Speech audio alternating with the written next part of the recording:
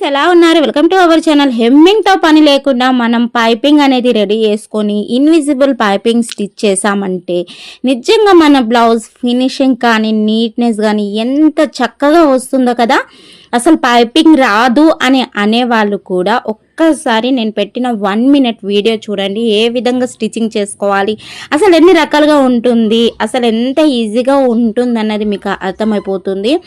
అసలు piping ready చేసుకొని ఈ విధంగా స్టిచ్చింగ్ చేయడం వల్ల నిజంగా మనకి ఈ స్టిచ్చింగ్ అనేది ఒక 10 మినిట్స్లో అయిపోతుంది. అదే హెమ్మింగ్ పెట్టుకుంటే మాత్రం పెద్ద తలనొప్పి ఉంటుంది.